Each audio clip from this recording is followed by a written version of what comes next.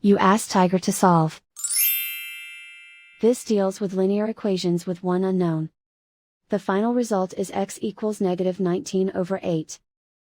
Let's solve it step by step. Simplify the expression. Group like terms. Simplify the arithmetic. Expand the parentheses.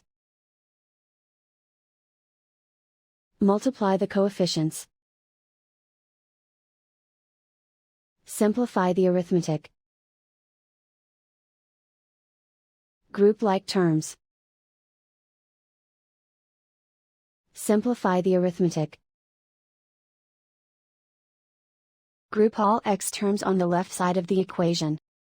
Subtract 15x from both sides. Simplify the arithmetic. Group like terms.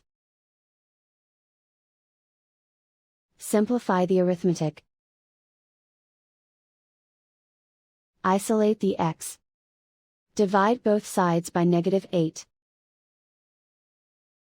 Cancel out the negatives. Simplify the fraction. Move the negative sign from the denominator to the numerator.